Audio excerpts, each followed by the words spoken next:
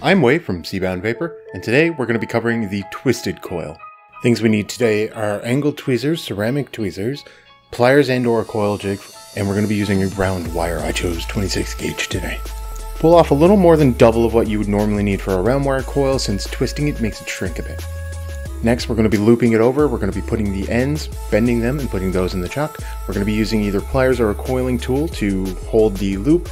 Pull it taut and spin it until either it breaks, or less if you have something else in mind.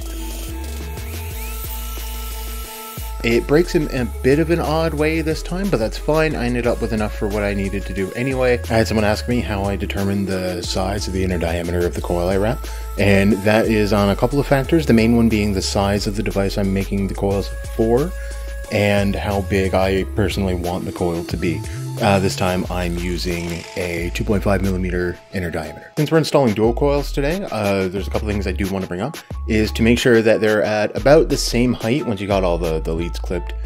And you're going to want to make sure that they're installed more or less the exact same way if you're going for the typical dual style that we're doing here.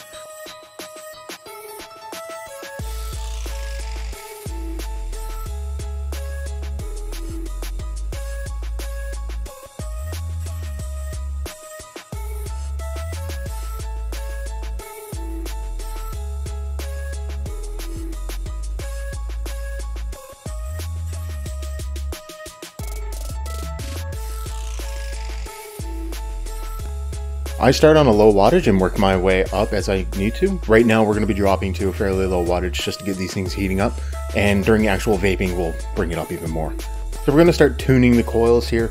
This is where you work out any hot spots and make sure that they glow evenly from inside out. Last build we did spaced, so there was no real tuning to be done, just making sure that it's set correctly and you're good.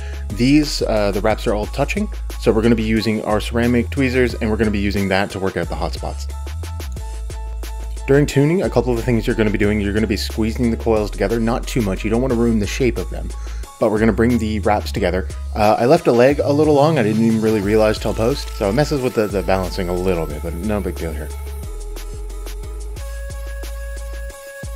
As you can see, I'm strumming it, I'm rubbing the ceramic tweezers across the top, just trying to jiggle it slightly to work out any hot spots. I'm squeezing, I'm repositioning, and if I need to, I'm inserting the coil rod and I'm jiggling it that way and making sure it sits exactly where I need it to sit and that it glows evenly.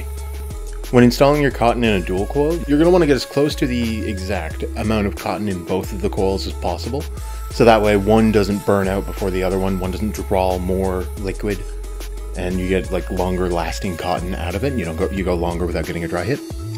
And you can tell here that I use my angled tweezers to kind of pull out some of the cotton. That's not always necessary, it's just that with this particular deck, there's not a whole lot of room near the bottom for the wick to sit in, so I had to pull some out while still maintaining the diameter of the coil I used. Going over the pros and cons for the twisted coils, we have decent flavor. These things have a much better flavor compared to the round wire coil. Better clouds, there is much more mass to these, so more cloud. They wick better, but I'll explain that more at the end. They're quick to make, again, as long as you got your drill, you just pop it in, spin it, and you're good to go.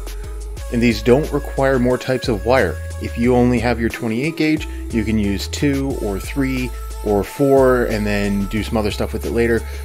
You can get a lot of different things done with twisted coils. These are very versatile coils.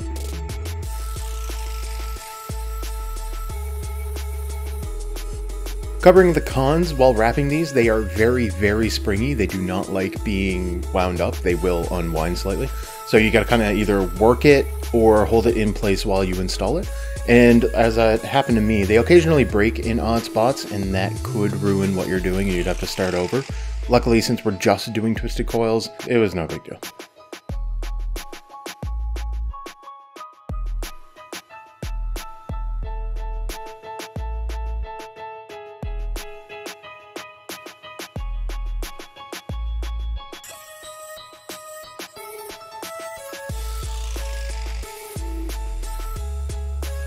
If you're having trouble making sure that they both glow up at the same time, check the length of the legs, which are the strips of wire that go into the installation points, the holes, the post holes. So if one of those is significantly longer, sits at a different height or different distance from the center, like that'll cause some variance.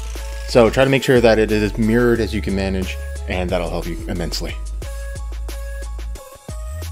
Something neat about twisted coils is that the actual curvature as it heats up pulls juice through, and that really does improve waking. It wasn't necessary to know, so I didn't mention it earlier.